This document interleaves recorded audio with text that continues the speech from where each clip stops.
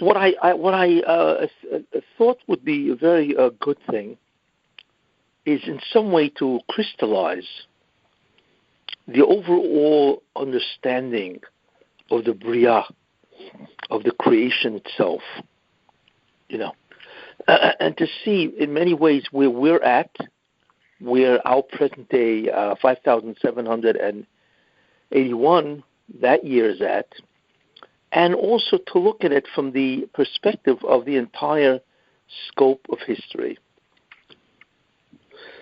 Now, what we understand, the game plan, if you want to use that word, which is a good word actually, the game plan of the Rabbi Shalom, HaKadosh Baruch Hu, is to create different realities. Not just to create one reality and just different parts of it, but really to create completely different realities. And therefore, that's what he would do. The Rabbi Shalom would create 4 different types of realities. And the ultimate goal, the game plan, or the goal, really is to convert one reality into the next. And it would be like a ladder, where it would be a reality which is the lowest, then a second reality, then a third reality, and then a fourth. So there are really 4 different types of reality. Each one is very different from the other. And the game plan is to place human beings, which will eventually become the Jewish people. Not that there are, of course, obviously other human beings. But the main idea is that who is the one that's going to change the realities? And that's really the game plan, is to create different realities, each one having a different states, different properties, and so on. And to put individuals, or a group of individuals, or a nation, and they would, by doing certain tasks, they would move the realities or transform one reality into the next, thereby changing not only the realities, but by changing their situations. So they would change corresponding to the reality that they created, which is an interesting concept, that a person can change not only a reality, but his own reality, where he actually transforms into another type of being. And in that type of reality, then that is what's called a greater qualitative reality that he himself would initiate, you see. So if you really think about it, that is the overall game plan. I mean, looking at it from the top down, is that there are different realities, and there's specifically 4 of them, and the Hashem would create individuals, whatever the group, and they would be responsible to change the reality itself, to transform it from one reality to a next. And as such, not only would they change the external realities in which they find themselves in, but they would actually change their own reality. They become different types of beings. And each reality would be different not only than the other, but each reality or any single reality would be greater than the next in whatever greatness is, in whatever measure of greatness is defined. And ultimately speaking, there would be a last reality, and let's call that number 4. And that reality would remain what it is, but it would have different degrees. And that would be transformed for eternity, which means it would be an infinite amount of transformations. Now, only the 4th reality would have those infinite amount of transformations. And as time goes on, within that 4th reality, the beings in that reality that would have transformed from number 1 to 2 to 3 to 4, they would therefore derive at any given, let's say, nanosecond, a greater reality than the previous nanosecond. And that would be infinite and go on forever. This is the overall game plan, you see. And that's what Judaism really is all about. It is about transforming one reality into another, and finally into the last reality. And that would go on forever, changing within the context of that reality. Now, to be more specific, you see, I'm going to identify the 4 realities from the highest to the lowest, because the game plan is really to change it from the lowest to the highest. So the highest reality of all is called, now remember, what is constant on all the realities is God. God, in a certain way, is constant, but his viewability, the ability to perceive him or to experience him, would change. You see, and God would be what's called a constant, that doesn't change vis-a-vis himself, but he would change vis-a-vis the reality you're in, and can you perceive him or not, and to what extent, and how would you perceive him? Okay, so let's take a look at the realities that God would create. And the perception itself of the realities, in other words, let's use the concept or the example, let's say the lens, that you can have 4 different lenses. Let's say you have a telescope. So you have one type of lens, which would be the greatest lens of all. Let's call that the Hubble Telescope. We know it circulates the Earth, it revolves around the Earth. And that has an incredible ability to perceive the entire universe. It can go all the way out to, I think, maybe 13 billion light years, a light year being a distance. A light year is not a measure of time, it's a measure of distance. How long or far light travels in 1 year. So light travels 186,000 miles per second, which means it goes around the Earth 7 times in 1 second. Okay, so in 1 year, so that's 186,000 miles a second, and in 1 year, light will travel 6 trillion miles. So the universe is a light year, 13.7 billion light years. So that's 13.7 billion times 186,000 miles. Okay, which is obviously a distance we cannot even begin. But the Hubble Telescope can look out that far. So that's one type of view. Then you have shorter range telescopes, that can view, let's say, only the nearest galaxy. And then the view, let's say, you can look at, the skies. And then what you can view on the Earth, let's say binoculars. It's also a view, but you can't see that much. You can see on the Earth, with binoculars. But you cannot see, obviously, what the Hubble Telescope can see. So the view or the ability to perceive different realities, as we will see, is that there are 4 different types of Torah. Because Torah is really 4 different manifestations, as we will see. So the greatest of all realities is called Zulosoi, where there is God and there is an other. And the only other to God is the neshama, is the soul. In fact, those are the 2 real principal entities of all reality.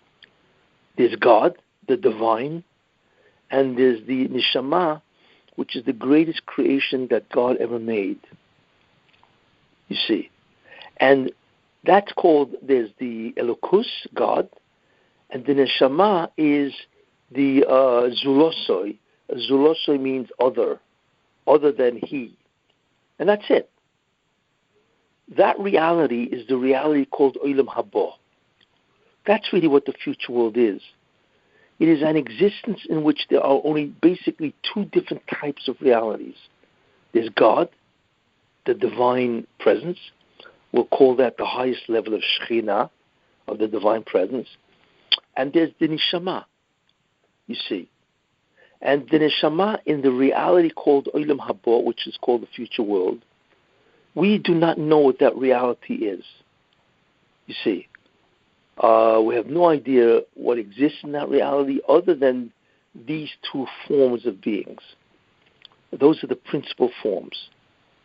Now, the second reality is the reality of Ruchniyut, spirituality. Now, most people think, well, the spiritual world is the highest level of existence besides God. And that is not true. The spiritual reality, the Ruchnistic reality, you see, is really part of Olam Hazeh. The Ruchnistic reality is not Olam Haba, because nobody knows what Olam Haba is. It doesn't exist yet. It must be transformed from a lower reality. But the reality of Ruchnius is called Olam Hazeh, this world, you see.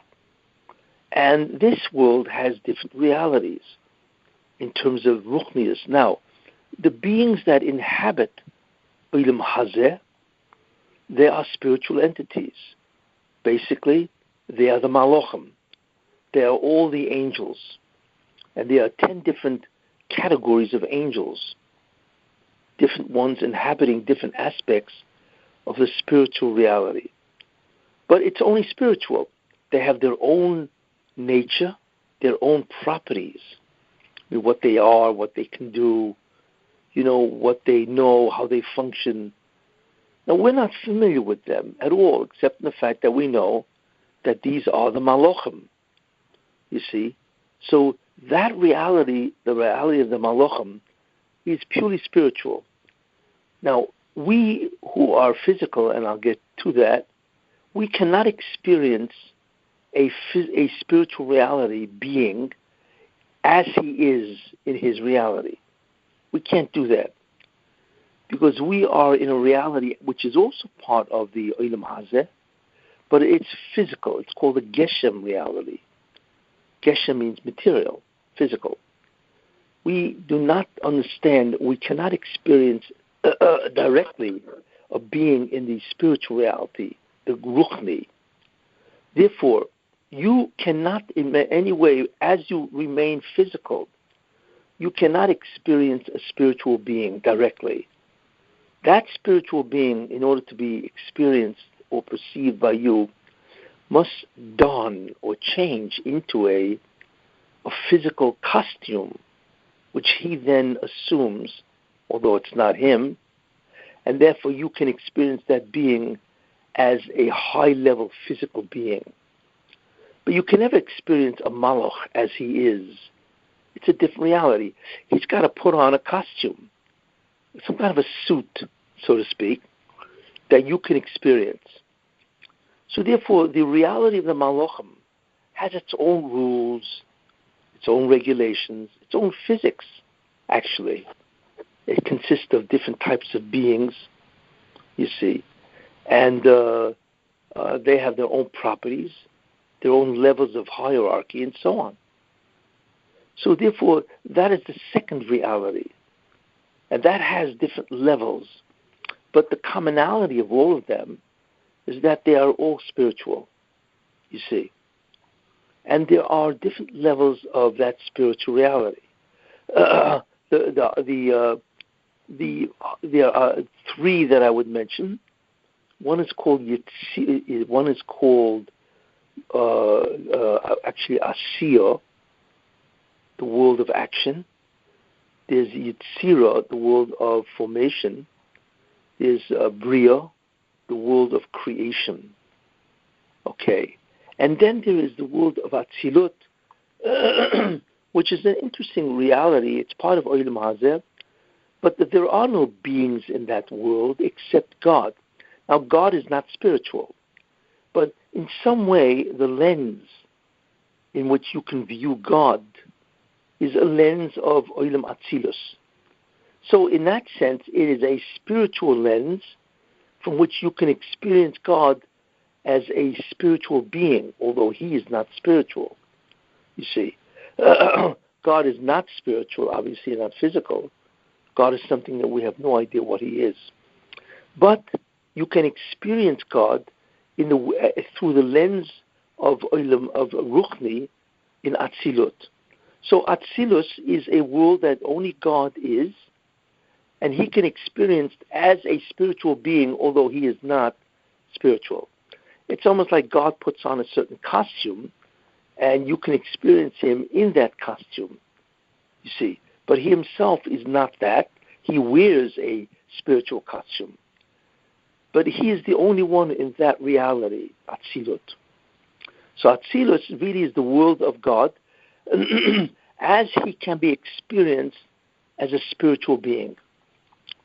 That's the highest level of Shekhinah, of divine presence. We cannot experience God as he is in the world of Olam Haba, the future world. The future world has to exist in order to experience God in that world. Therefore, Olam Hazeh, or any kind of being in Olam Hazeh, even if you are spiritual, can experience God as a spiritual being in Olam Hazeh, and that reality is called Atzilut. It's either called the world of emanations or whatever. Now, in the Olam of Bria, you have Malachim, angels, which are again spiritual. It's the highest level of spirituality or spiritual beings in Olam Hazeh. And that's really what they are, you see. And then you also have beings in the world of Yetzirah, which is the world of formation, and so on. So in those two worlds of Bria and Yetzirah, you see, which is Olam Hazeh, you can experience indirectly the residence of that world, and that is called the Malachim of Bria or Yetzirah. You see, we have no idea what their nature is. It's not a different planet, it's like a different reality, where they have their own laws, whatever that is, you see. And that's the levels in Olam Hazeh. Now, the lower level, which is called Asiyah, that is the world of action, and that consists basically of two subsections. One subsection, right, is the world of also its ruchnis, but it's a very low form of spirituality, almost to the extent where it's almost physical, but it really is spiritual, but it's a very low level of spirituality. And at that level, there are also malachim, you see, on that level called the Olam of Asiyah, and that is a spiritual place, which I mentioned, but it's the lowest level of ruchni.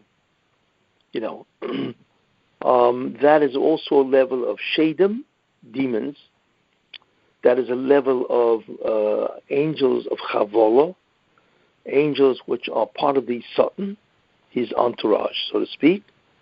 It's also certain levels of nishamot that still have some type of form, which is ruchni, but it's the lowest form. They are usually, you can call them a ghost, because that's really what a ghost is. A ghost is a neshama that still has the garb of something spiritual, but the lowest form of spirituality. Then there's what's called the world of Asiyah, what's called the Olam HaShofel, the lower world. And that is a world of Geshem, physicality, you see. And that's the world that we are used to, we are familiar with, the concept of a physical universe. And the Olam HaGeshem, or the Olam HaShofel, like I said, is about 13.7 billion light years in expanse. Humongous, you see. But it's a physical world. It's the Olam HaGeshem. But that Olam HaGeshem, it's physical, is much higher than the world we exist in, as I will speak about. Because the problem with our world, which is Olam HaGeshem, what has been added to that is Zoyamor. So when Adam HaRishon was created, he was put into Olam HaGeshem, into a physical world. But because his physical world lacked anything satanic, Satan, the Zoyamor, it was in certain ways like Olam Yetzirah. It wasn't Yetzirah, but it was sort of like a midway point, you see, between the world we know, because the world we know is Geshem, physicality, plus Zoyamor, which is some type of defilement, pollution, or contaminant. So therefore, that's where Adam HaRishon is. It's in the Olam Asiyah, or in it's much higher level of Asiyah, you see. Now, when Adam sinned, then he fell, or I should say more accurately, he was transformed into Olam Asiyah, into Olam HaGeshem with Zoyamor, you see. And this is the problem. So if you look at all these worlds, realities, we begin to realize that there are basically four overall. The first level is an Olam which is physical, which has Geshem, which is Geshem, which has Zoyamor. It has an admixture of a pollution, a contaminant called the Zoyamor, which is the aura, if you want to use that word, or some type of projection by the Satan himself. And as such, it's very different than the Olam HaGeshem without the Zoyamor, you see. So we inhabit that world, you see. So we now begin to understand the different types of realities. That Adam HaRishon, before the sin, was really somewhere, it was Olam HaGeshem, but it was not the same material, physical world that we have. It was much closer to Ruchnius, although it wasn't Yetzirah in that sense. It wasn't pure spirituality like the world of the angels, but it was much greater, finer, much closer to spirituality than we can imagine. So that's how things started out, with the Olam of Adam HaRishon before the sin. Now what God wanted, and of course when Adam sinned, then he changed the world, the Olam, let's call it the Olam HaGeshem, pure, he changed it to an Olam with a Zoyamor, so which radically changed the world. And God did not want him to do that. What God wanted Adam HaRishon to do is not sin, so therefore he would have changed the Olam HaGeshem, the pure Olam HaGeshem, into Olam Yetzirah. You see? He would have changed it into the world of formation. So that would have been Shabbos, because Adam HaRishon was created in Friday, right? And he was created around 12 o'clock noon. He had 6 hours not to sin. And had he not sinned, then Shabbos would have become Olam Yetzirah, which is the world of formation. And that is a real Ruchnistic world, you see. And then that would have been transformed, right, in Sunday into Olam Bria. You see, that would have gone up. And on Sunday of the following week, because the first 6 days was the creation, then you had Shabbos. So Adam on Sunday of the following week would have changed the Olam Yetzirah into Bria, you see. He would have changed the world into the world of creation, which is the highest level of ruchni that a being is in. There are malachim in that world, but these are of the highest type. And guess what? That's what he would have become. And not only would Adam Harishon have become that, but Adam Harishon would have had all of us, the human race, because he was destined to give rise to the entire human race. Except what's interesting, the Ramchal says, is that he would have been the only one to do the avodah. But in some way, that avodah would have helped all of us. So Sunday would have been Bria, you see. And then Monday, again of the following week, then Adam Harishon would have become, and the entire existence would have become the reality of Atzilus. Yes, which nobody has ever seen. Remember, Atzilut is the world of God. Right now, he's the only one in that reality that can be perceived. You see, we do not know the nature of Atzilut. Nobody does. Because nobody can be into that reality. But Adam, had he not sinned, on Monday of the next week, would have come into Olam Atzilut. And then on Tuesday, the world of Olam Hazeh would have changed to Olam Haba. Now, isn't that interesting? That the Tuesday of the next week would have changed into Olam Haba.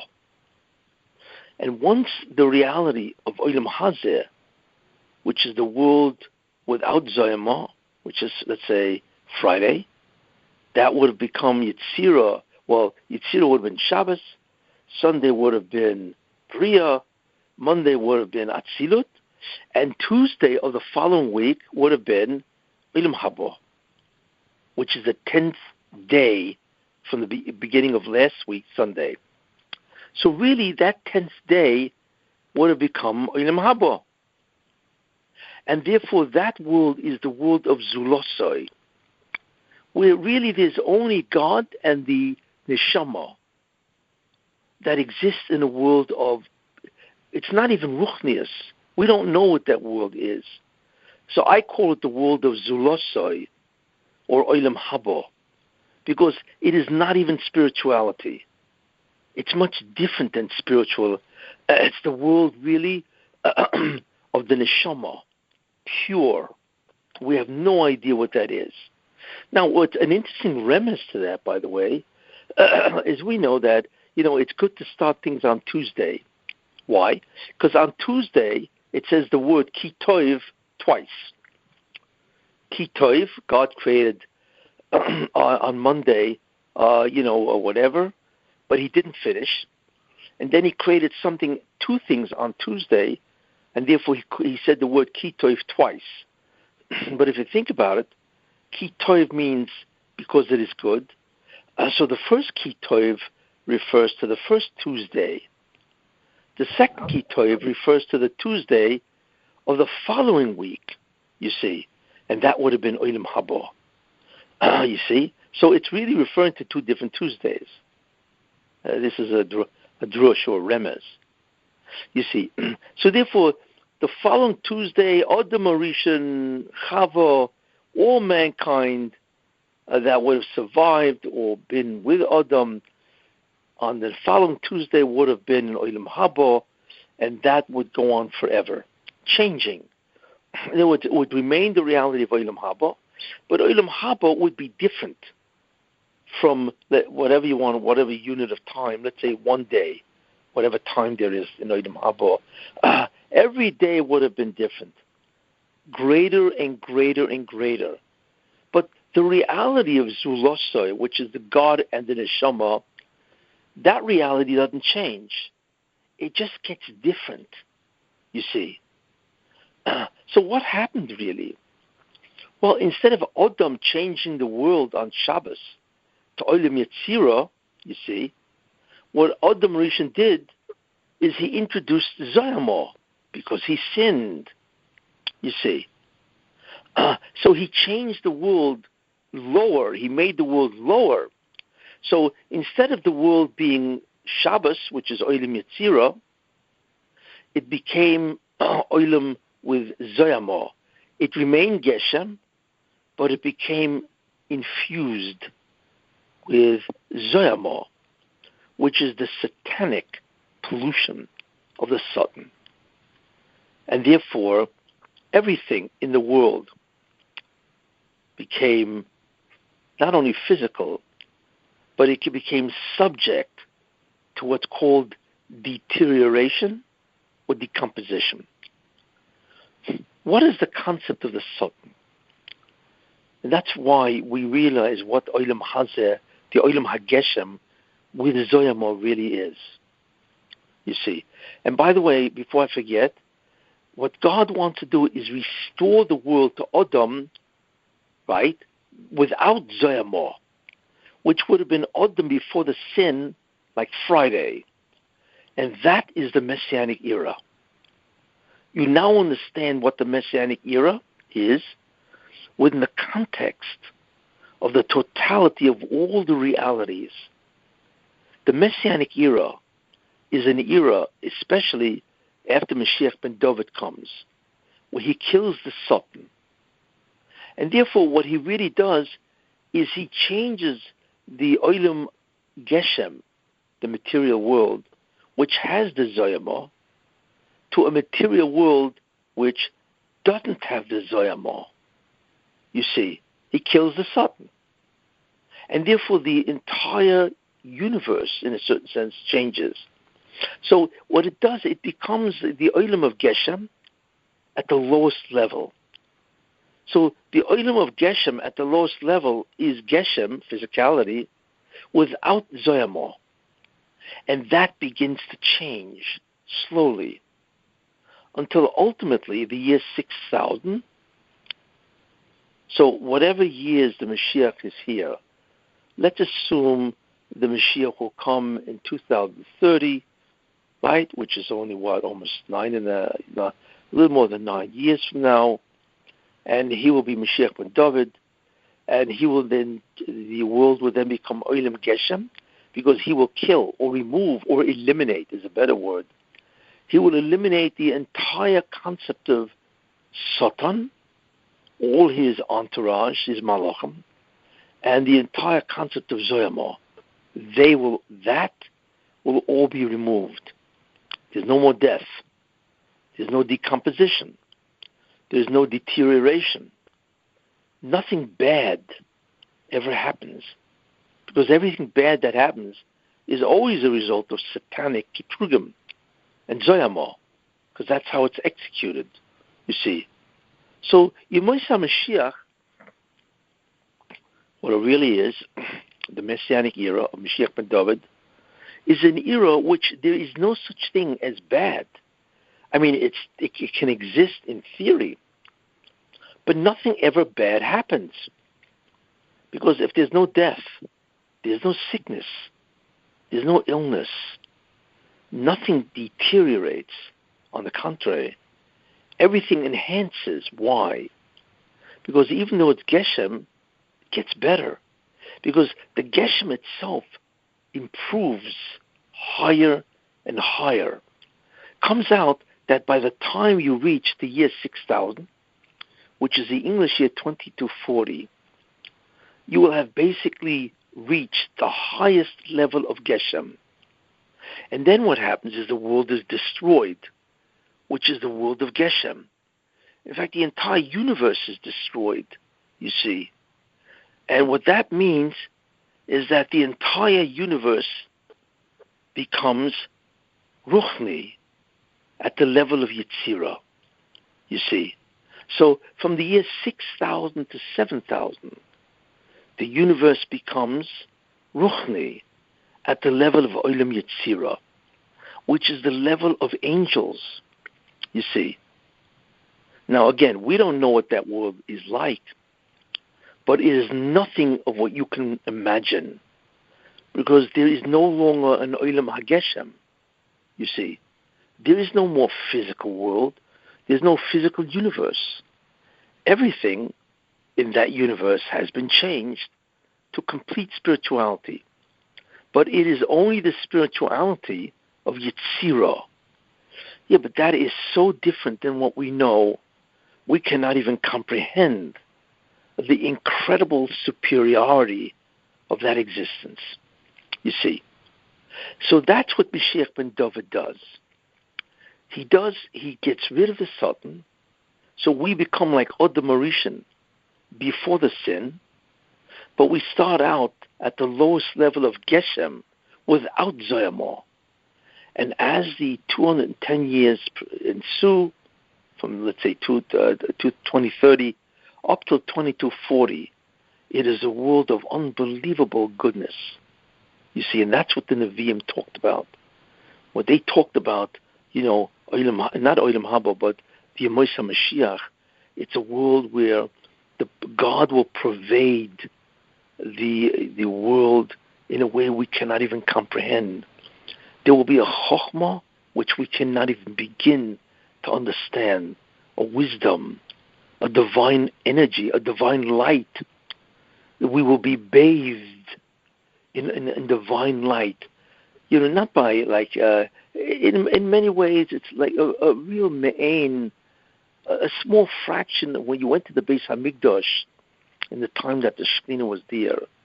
So you felt the presence of God in a way which we do not understand.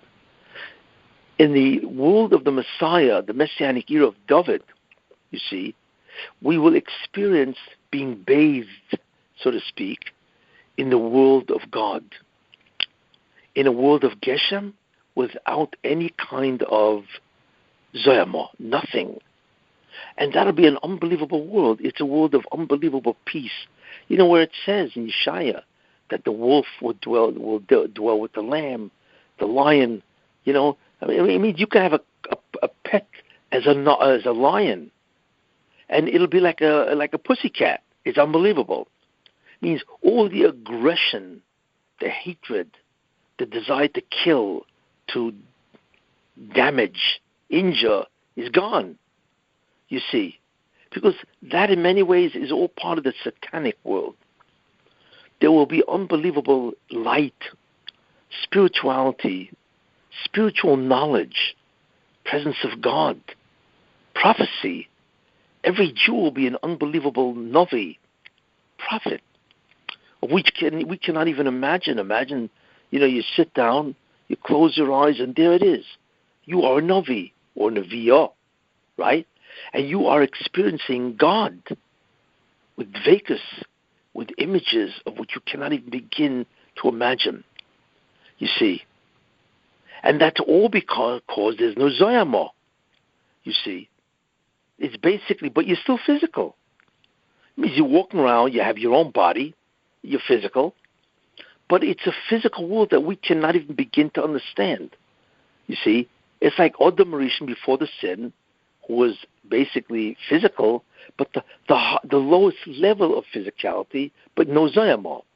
And that's the level we will be, and we will grow. That will change, you see, from day to day, where you're still physical, you see, but the physicality itself improves, becomes less and less.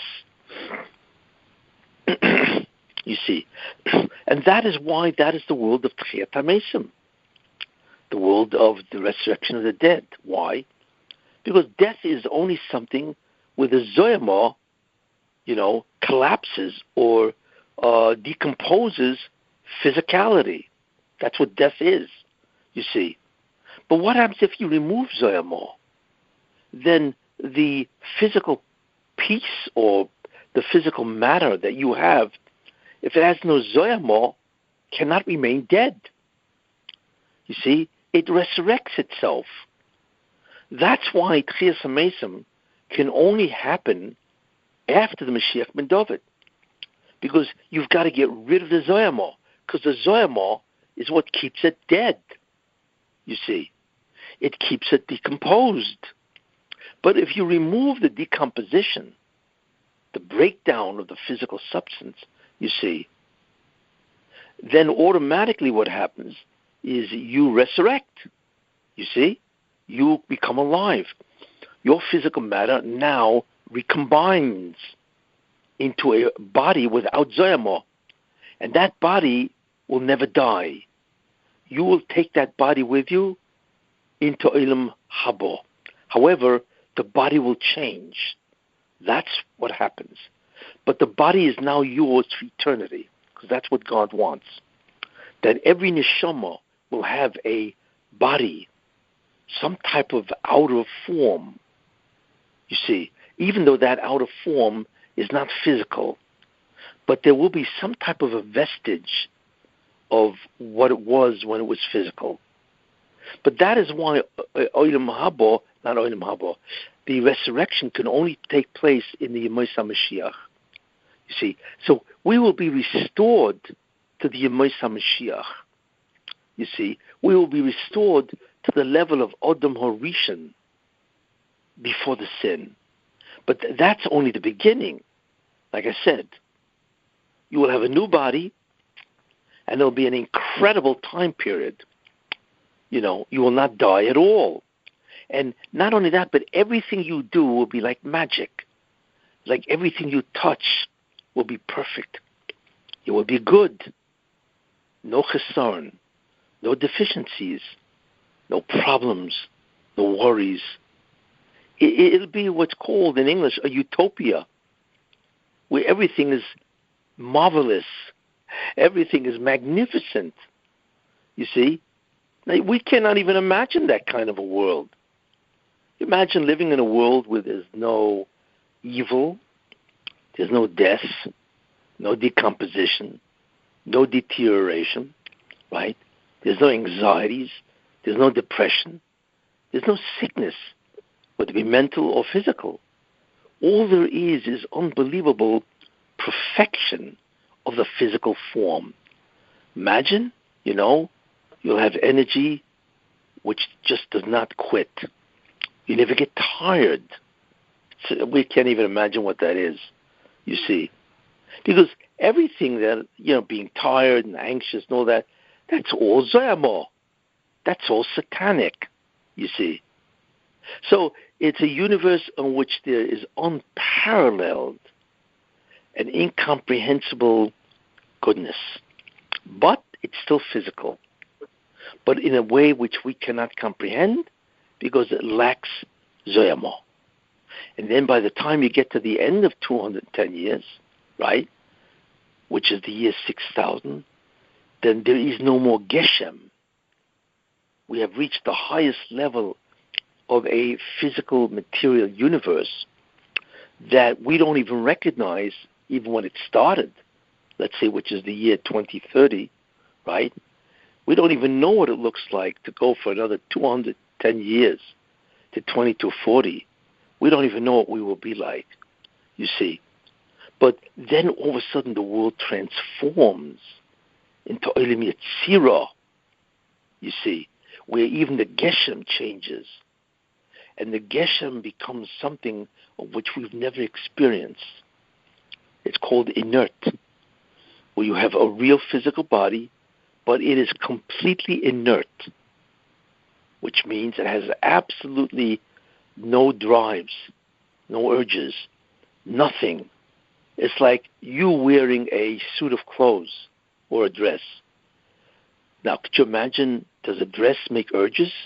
Does it make demands on you? Right? Nothing. It's inert. It's just something you wear. But it has absolutely no influence over you, you see. So it's funny. In the world of the 6,000 year, which is 2240, you have a physical body, but it is completely inert. It has no properties of what you knew as physicality. You see? So it's much greater than what was, even in the Yemei HaMashiach. You see? And now you understand what Mashiach ben Yosef is. He's the one that's got to change, transform the world of Zoyamo, Geshem, with Zoyamo, into a world of Geshem without Zoyamah, you see. So what he has to do is take on the first level of that, and you know what that is? That is evil, Ra.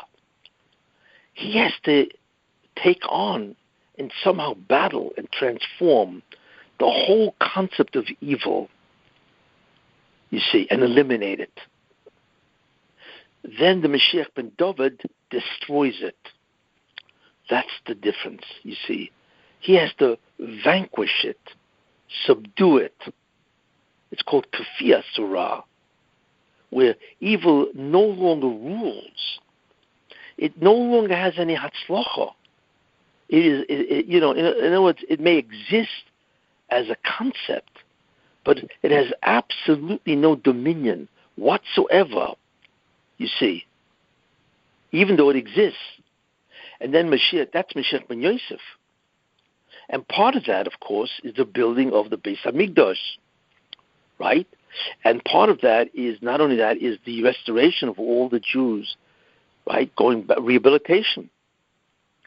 And going back to Eretz Yisrael, you see. But the one who removes the Zoyamah is the Mashiach ben David. And that is a transformational milestone of which we cannot imagine, because it's a serious interruption in the universe, because we don't even know what that means. To destroy the Satan, you see. And that's what is going to happen. So what I've given so far is an overview of all the realities, you see, and the differences, and what the game plan is, you see, of what the Jews do, and also the difference between Ben Yosef and Ben David, you see. So the one who is in charge of the transformation of a world which has unbelievable evil to a world which is completely good, you see, which is Mashiach ben David, is the job of Ben Yosef. You know, so you can imagine the difficulty of that job. Very hard. But the interesting thing about it, and I will end with this for this year. Who's Cindy? Wait, let me just finish this idea. Hello? Trying to look at these pictures. Continue, what that means is the following, is that what God will do once he does that, which is interesting, is that God in the end will allow evil to fully dominate.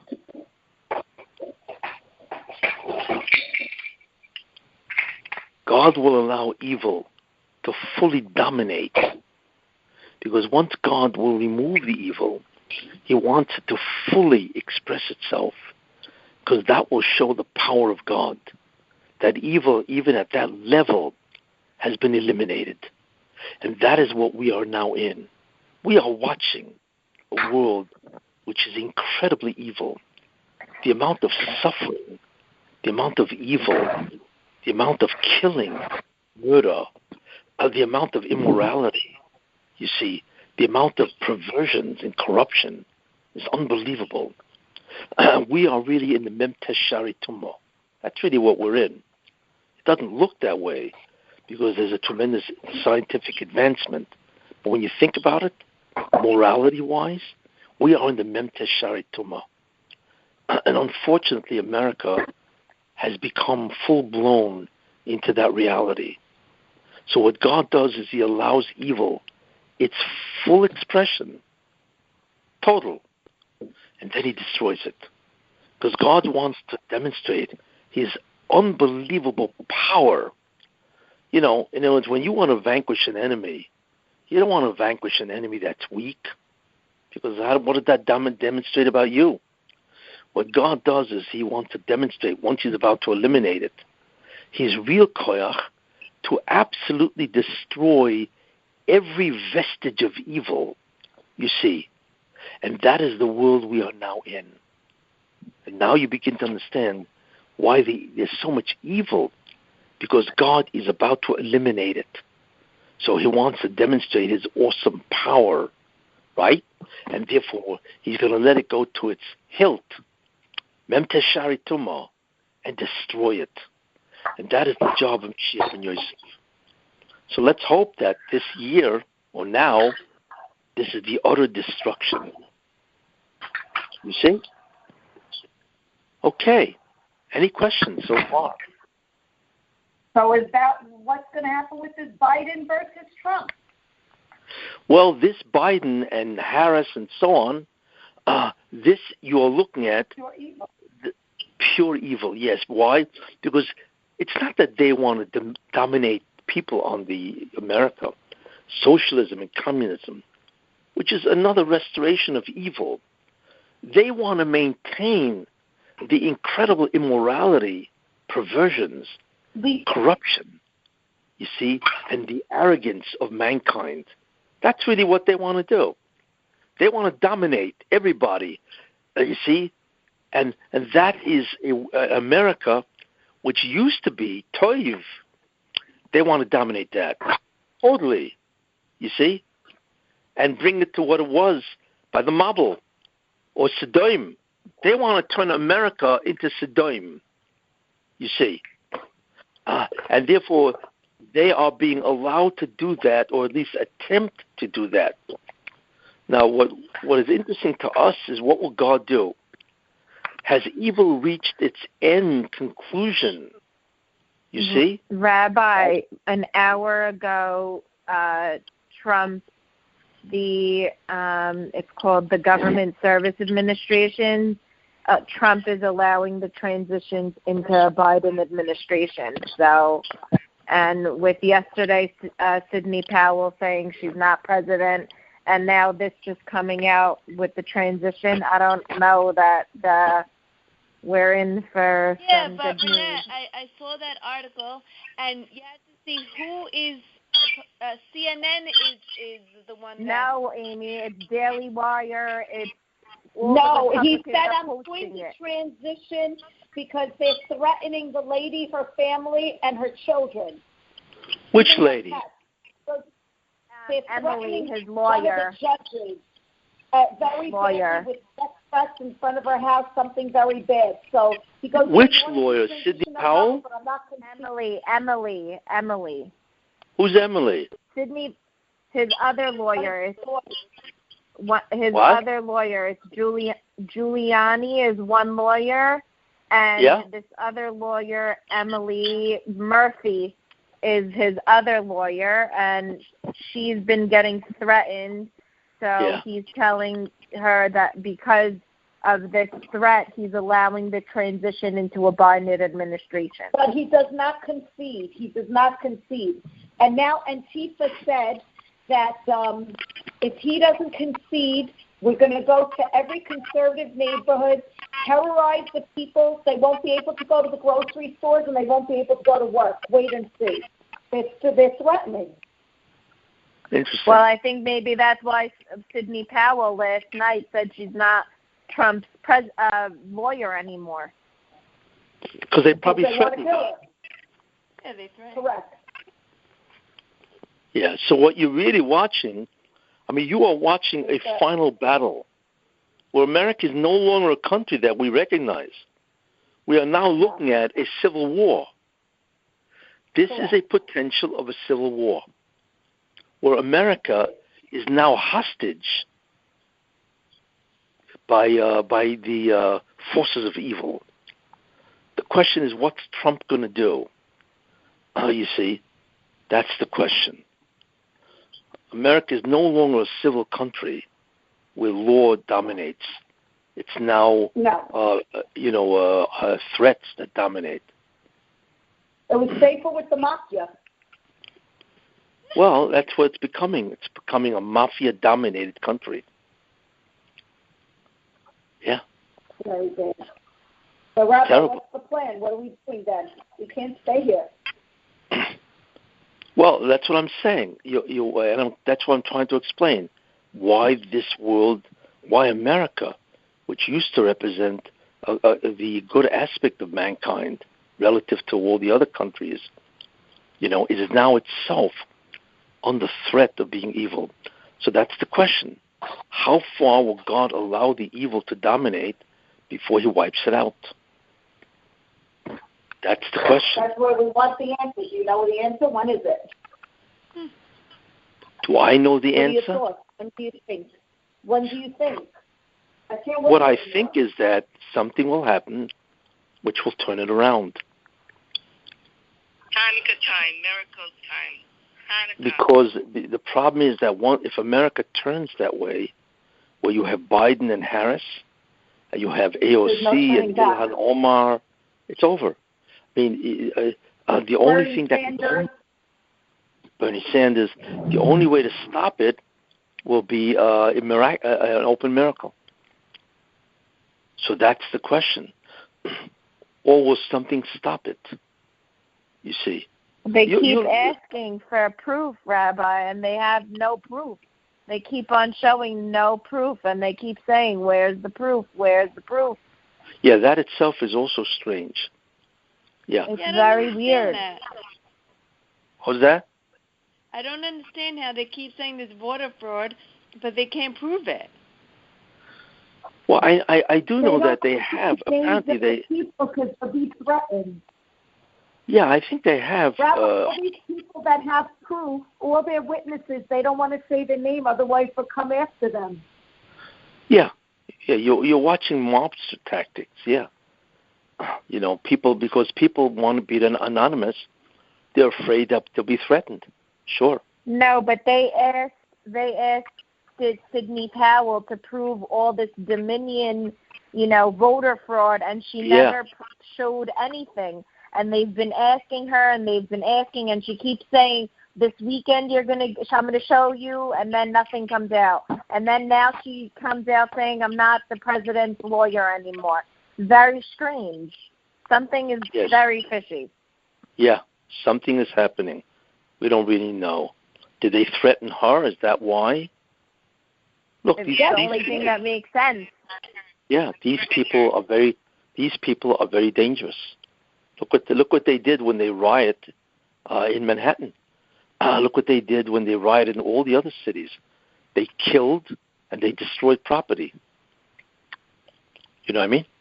Yeah. You saw Rabbi in California?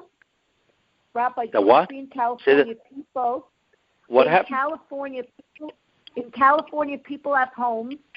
These stupid people broke in, and the government said, "Oh, you can't let them leave. They're allowed to stay there."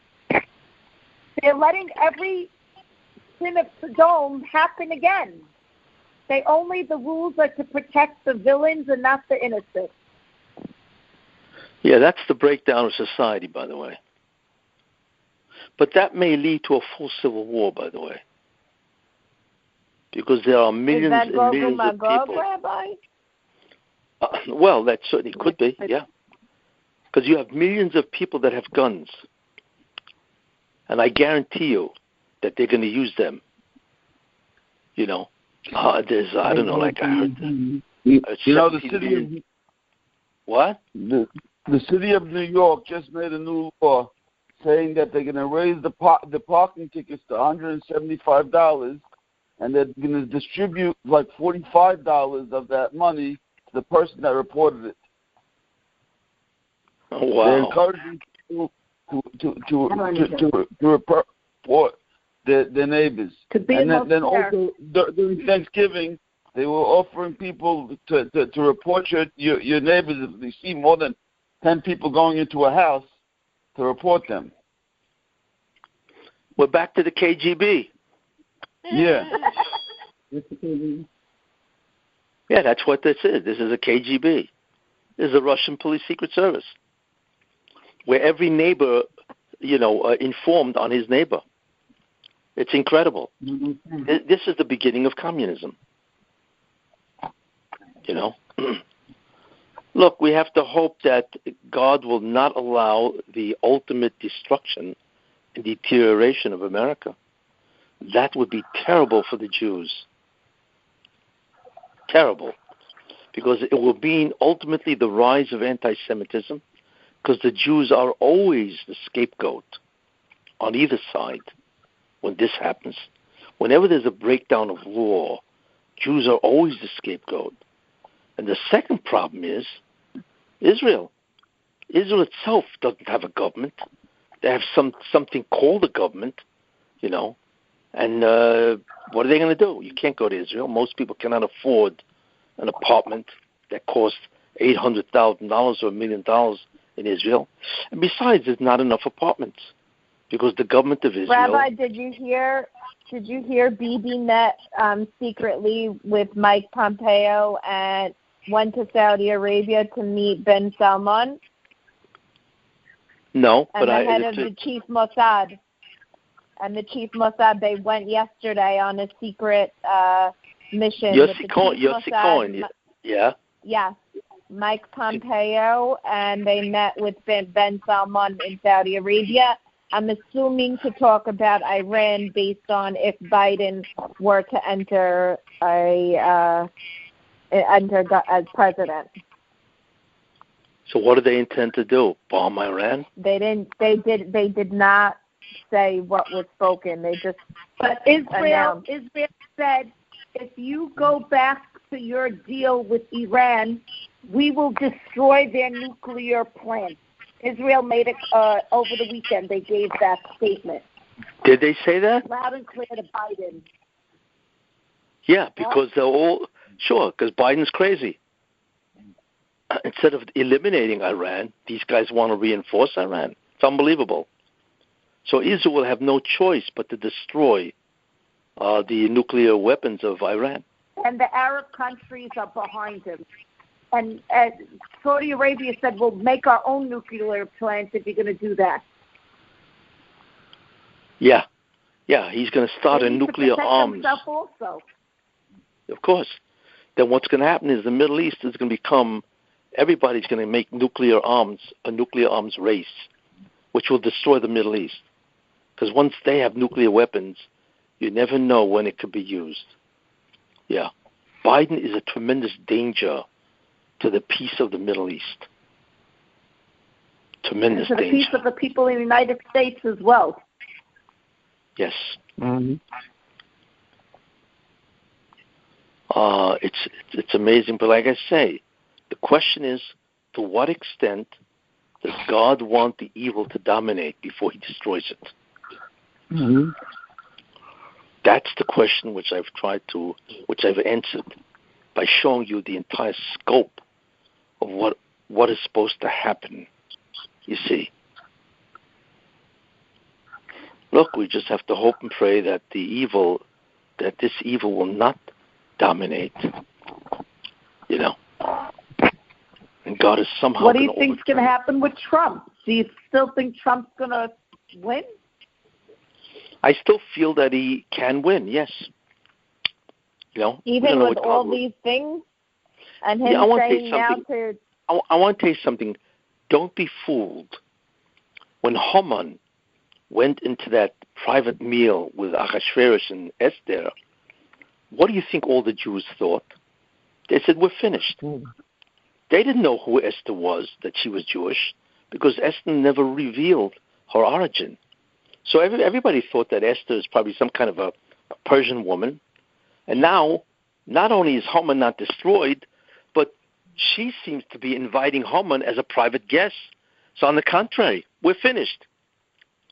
You see? Because what the Rebbeinu Shem wanted is that the Jews should not rely on Esther. They should pray to God. And guess what? Not think about this. I mean, if you would have walked over to a bookie and asked him what odds do you think the Jews would be saved, right? And given this situation where Haman is now best friends with Esther and Ahasuerus with the first meal, then he would say, there's no odds, it's over with. The Jews are finished, right? And all of a sudden, in the next night, he was dead, right? We're finished, overnight. You know, I want to tell you something. God does not respect statistics or predictabilities. That's not the way He operates. God operates with v'nahapechu, that it could be miraculously overturned overnight. I mean, just think about what happened in Egypt, right? They didn't know Esther was Jewish or Jews. They were finished. I mean, now they got to go gather straw. Not only the slaves, They don't sleep anymore. Could you imagine the pain and suffering? And they had to go through this for a couple of months. You know? They were finished. What happened? All of a sudden, the makkah of dam, blood. God unleashed against Egypt something which they could never imagine, which is, imagine the entire Nile River, real blood, not colored water, real blood. You know, I mean, the Red Cross would have gone crazy. You don't even need a donation. You got real blood in the river. This wasn't colored water. This was the real McCoy. How do you do that? God is not fazed by the level of evil. I mean, we're not talking here about a being that is restricted or limited. It doesn't make a difference to God. God does what he wants. The question is, what's his ratzon? What's his will? So I'm telling you, the will of God right now, before he eliminates evil, is to allow it to completely be victorious. Just look at Haman. Haman was completely victorious. In fact, he even, if you remember, when he went home that night after the first party, he bragged to Zeresh, his wife. He was bragging. He said, could you believe this? I'm the only one she invited. And we're not talking about being invited to some state dinner. We are talking about being invited to the emperor of the entire known world, Ahasuerus, right? And not only him, but his whole queen. I mean, these are the top social figures in the world. And by the next night, he was dead. He was finished. Don't be fooled. You see, your focus is incorrect. Don't be fooled by the situation. Like I say, Yeshua Hashem keheref ayin. It can happen in a second, completely, opposite of what you think. The real question is to understand the divine agenda, you see. And what I'm telling you is the agenda, because God is about to eliminate evil, can eliminate it in a second by something which we do not even expect, you see. And hopefully that's what he's going to do, is he's going to bring out something that overnight will change radically the entire situation and keep the Toiv Shebe'esav. And it's not just Trump. It is the entire change in the Middle East, where all the Arab nations are now dying to ally themselves with Israel because they need Israel desperately, you see. And this is a change we have never seen before, where the Arab nations want to become part of the Israel structure. I mean, this is unbelievable. Could you imagine what it means for the military, where Saudi Arabia, which is really the most important Arab country, now becomes the greatest ally of Israel?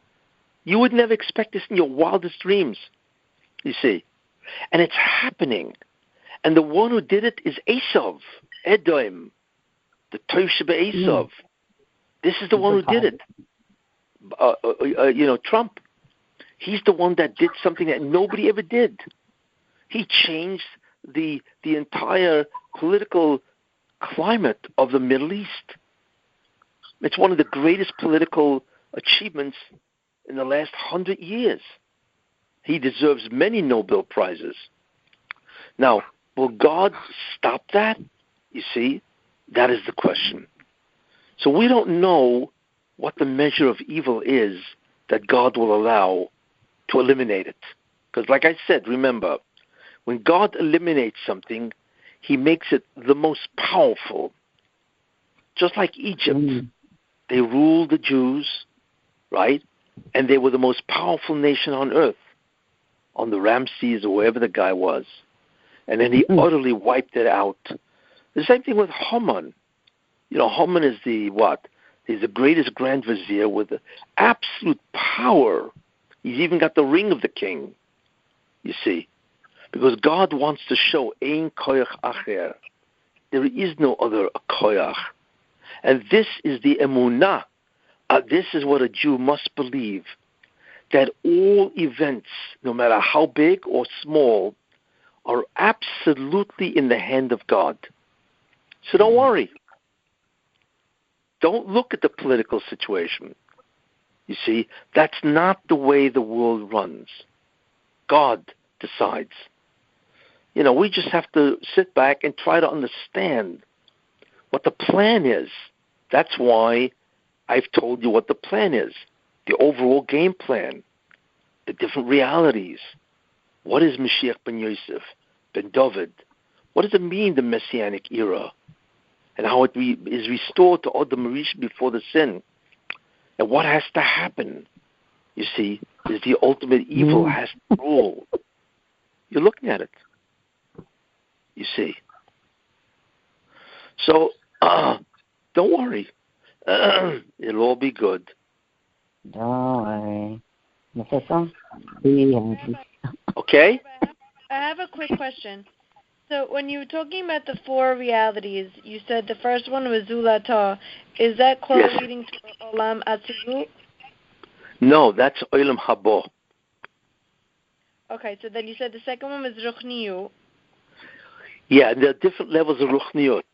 Atzilut is the highest, then Bria, then Yetzirah, and then Olam and then Yetzirah. That's it. Then below that begins Olam HaGeshem. But all of them are Olam Hazeh. None of them are Olam Haba. So but then there's Olam HaGeshem without Zoyamah, and then we are in the Olam HaGeshem with Zoyamah. But we have worse, because our Olam Hazeh with Geshem and Zoyamah is at the level of Mem Teshari Tumah. That's the bottom. That's called the pits. And we are now there. Got it. You see? Olam Geshem without Zohama, and then the lowest level is Olam Geshem with Zohama, and that's where we are right now. With the Mem Teshari Tumah. Because even Olam Hazeh with Geshem and with Zohama has 49 levels to descend. And that's what the idea in Egypt was. And we are now, I believe, at that level. We are Olam Hazeh, one. We are Olam Hazeh, we are Olam Geshem. We are Olam Geshem with Zoyamah. And we are Olam Hazeh with Geshem with Zoyamah with Mem Teshari Tumah. Because the greatest Tumah, right, is the tremendous Hashkafa of America. You see, the desire to dominate everybody, the desire to control power, the enormous sexual perversion of what America has become, and the tremendous amount of evil, the materialism, all of this is Mem Teshari Tumah, you see. And I believe we are at the bottom, you see. So it wouldn't, if Biden did get reelected, wouldn't that bring us to the 50th level? No, we cannot go into the 50th level of Zoyamah.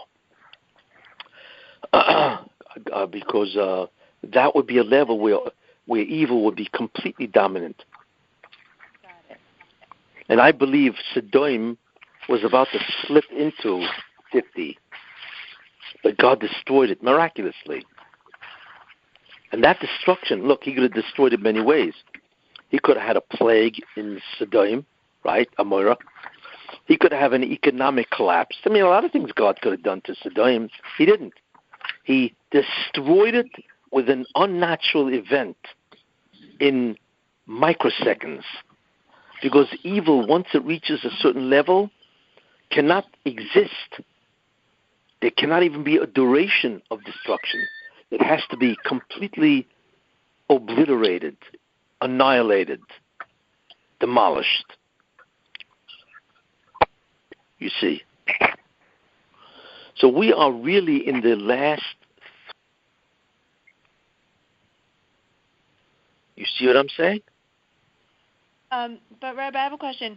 Wouldn't by Biden being reelected, wouldn't that make evil at its highest level to then bring it down? Can you repeat that question? Okay.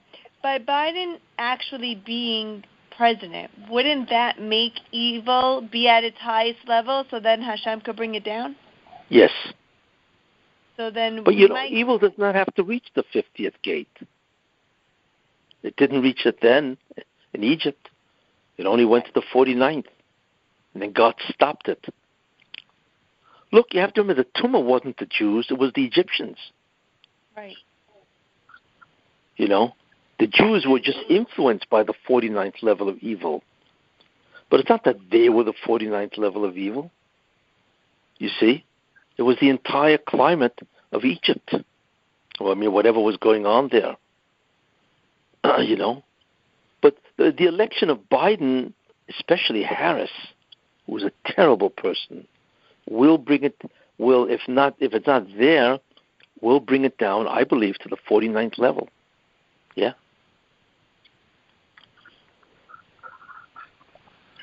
So, you have to be a maimon. You have to believe that you are looking at the end. Look, I told you once, you know, and I gave this, people, many Amoraim in the Gemara in Sanhedrin said, let him come, and I explained that in the last year. Let him come, but I don't want to see it. Could you imagine this is a Moira, a Tana, whatever, and they don't want to be around when the Mashiach comes? Yeah. They would let him come, obviously, but they don't want to be around. Could you imagine what they knew would happen? And that's exactly what they knew, what I'm telling you. They knew that evil will be allowed to reign at the last possible moment and then be destroyed. But they don't want to be around at that level. You see? Because the pain of an individual that is spiritual is much too great, being on a level where the climate, the atmosphere is unbelievably evil. You see what I'm saying?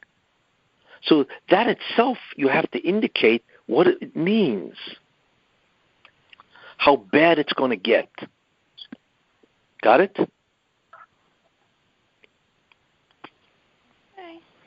Okay. Every day something, you know, there's some other, you know. But I'm telling you, you cannot believe any of the newspapers. They're all liars. And even if they say something which has a grain of truth, it's incredibly exaggerated or distorted. You can't believe them. You see, this is the problem. They will lie and make up anything. See, so I don't know really where anything is at. That's what I was trying to say the other day. You don't know where the election is because you can't believe what they're reporting. Exactly. You can't. They have destroyed any credibility. There is no such thing as journalism anymore. It's gone. There is no such thing anymore. You know. Look, they'll shut you down out of the internet. You know, Twitter or Facebook or Google. They'll shut you down. Twitter, Rabbi, Twitter already said that even if Trump doesn't concede and even if they claim he wins, they're giving Biden a Trump profile, a presidential profile. That doesn't mean anything. They have no legality whatsoever. I know. I'm just saying this is how twisted the big tech are. Yeah, that's how desperate they are. That they're they're going to violate the Constitution. That's what you're looking at. You are looking at a group of people, or many people, that are willing to throw away the Constitution in order to get rid of Trump. What you're looking at is satanic. These are not humans anymore. This is the Satan desperately trying to destroy Trump, because Trump is one of the factors of the redemption itself. We see that. You are looking at the Satan. He's in charge. You know? So we are entering an incredible crisis. You know? What is amazing to me, and I'll end with this, is the Supreme Court. Because how can the Supreme Court stand by and wait when there's an incredible constitutional crisis in America that can generate a civil war. And they're all sitting there on their benches waiting for Trump to bring it to them? Are they for real, these people? By the time it gets to them, you're going to have an incredible constitutional crisis. What? It's too late. We're already counting down. We're getting closer and closer. Yeah, but I'm just saying it's astounding to watch. You know, it's like it's like somebody has a disease, right? So the top doctor says, "Well, let him go to the lower doctors first, and then as he works his way up the ladder, then I'll see him at the end. I'll be the last guy." Is he crazy? By the time he gets to this guy, he'll be dead. This is what it's like with the Supreme Court. They are witnessing a constitutional crisis where the whole country is falling apart. And they're sitting there waiting till it goes to all the federal courts? Are these people normal? You see? It's astounding to watch. Don't they understand the level of crisis that America is now going through? We're looking at a potential of enormous rebellion. You see?